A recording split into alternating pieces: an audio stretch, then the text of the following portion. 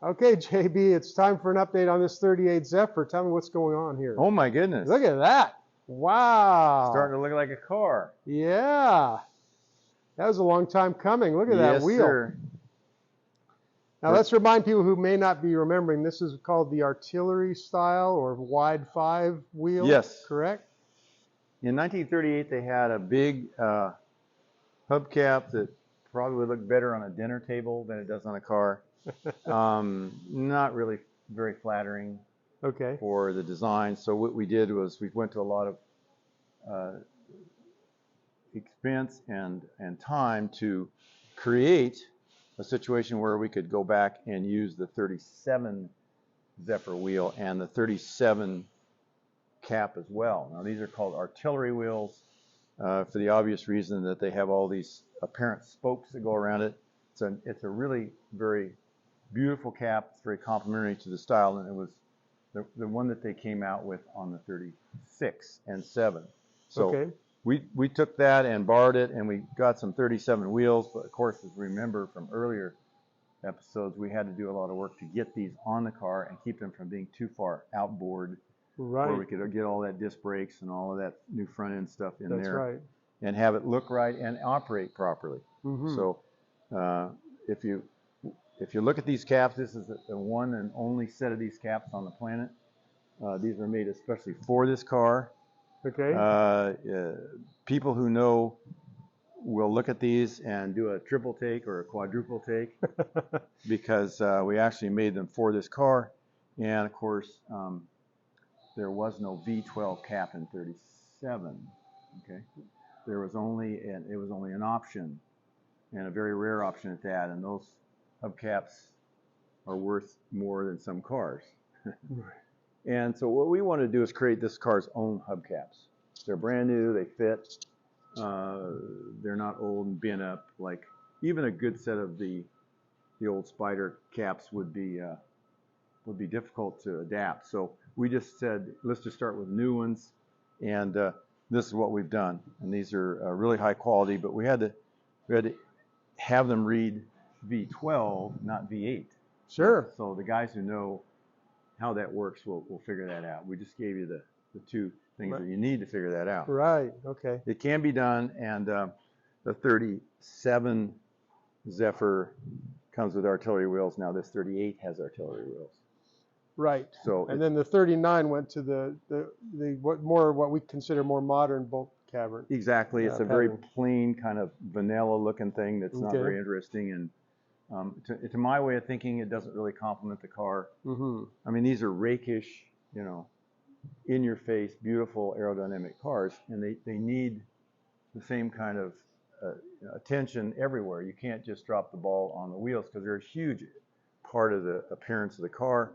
And since we also wanted to use the big Radial Whitewalls for the ride characteristics and the wear characteristics, so all that had to be thought out and brought together and put into the context of a 38. Right. With front disc brakes, with an automatic transmission, with a new front end, and a number of other things. Right. Okay. So that all had to be done. Man, this car is looking so good. It's getting so close, isn't it? It really is. We spent a considerable amount of time recreating the header bows and the headliner for the car.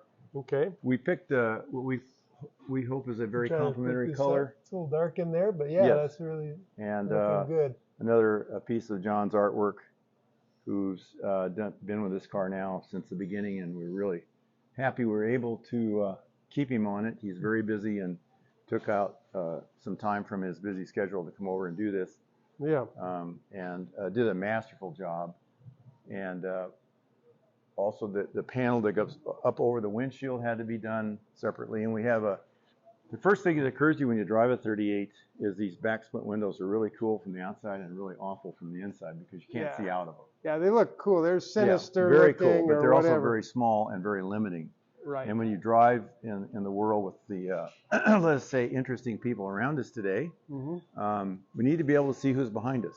The rear view mirror is actually a camera. It's actually a screen for a camera that emanates from the back. And when the driver initiates this, he can actually watch what's going on behind him without even looking at the rear Cool. mirrors or windows. We'd like to eliminate the rear view mirrors if we possibly can. Just another element that you know, junks up the overall appearance. So if we can get away with that and actually give them a better, safer view of the rear, that's the object of that. And I think we've So how does that accomplished affect the back of the car? Well, it doesn't affect it hardly at all. Okay. As you notice, I don't even see a camera. well, that's the whole point, isn't it?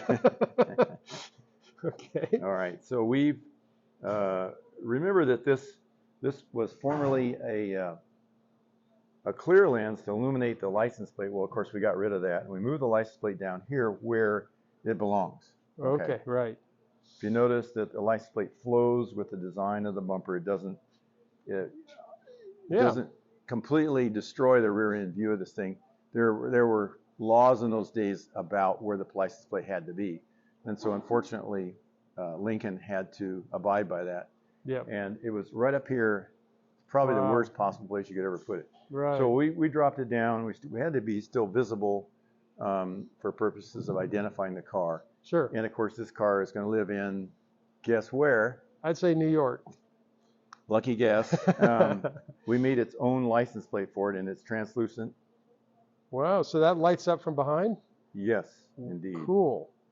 Very And cool. the function of it is to clearly identify the car as what it is. So about 90% of the questions you have when you drive a car like this is, what the hell is that thing? Right. So now they've got a clue. 38 It must be a 38 V12. something or other. Yeah. Okay. Yeah. Right. After that, if they don't know what it is, it doesn't really matter.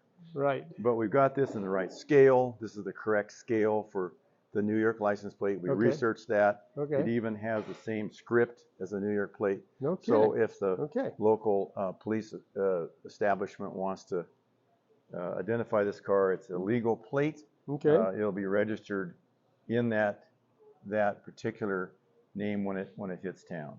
Very cool. Yep. So that came out extremely well. Wow, that looks really great. Yeah, it really helps the car, and it brings the design together and finishes it off without this gigantic proboscis sticking out and interfering with your view of the car.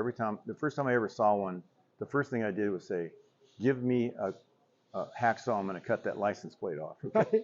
Wow, that looks really great. So now we cleaned that up, and I think that helped quite a little bit.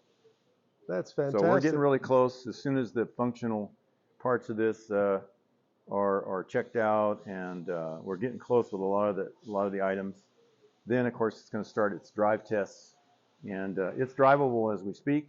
Okay. But the other little accessories haven't been sorted out, and we want to make sure that those things are happy. Sure. And we're going to go through the 50 times around the block, and then if that makes it, we'll do 50 more, because we really want it to misbehave here. Yeah. There's no build that anyone ever did of this complexity that doesn't have issues that need to be dealt with. Right. You go out on the road and you find out about it. And so that's what we'll do. And as soon as it passes the city test, then we'll go out on the highway with it, and it'll go probably 50 or 100 miles that way. And hopefully any things that are still remain to be done or need help or not operating correctly, then we'll attend to those and send it back out again. Yeah. And so when we're satisfied that as to the extent that it's possible that we have discovered and remedied all the problems that it might have, then we'll let it go home to its owner. And well, it's exciting because this is the first time in this process that we've actually talked about the shakedown test. Yep. Because until now, it's just been building only. That's all we've been able to talk about. Unfortunately, we've had a number of issues with getting parts for it. Things that ordinarily we wouldn't have a problem getting, but that's been really difficult.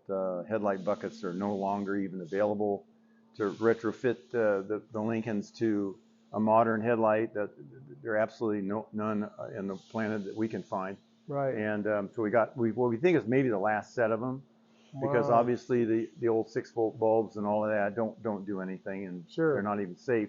I know, I have one in my car. Right. And I don't think it would illuminate your hand if you stuck it out in front of the headlight. It's just very weak and very inadequate for today's driving. So we've remedied that with new headlights.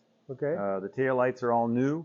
So they are, you know, much more modern, a little bit brighter than they would have been, because Yeah. we really, those are safety issues. Sure. And they're very important issues to us and to the car and to the owner and his family. So Sure. we're going to spend a fair amount of time making sure that's done. Very good. Okay? Well, thanks for the update, JB. Yep. It's really Yeah. great to see it like this. Yeah, it's really coming along really well. All right. We're really Very tickled good. about it. Thank you. Yes, sir.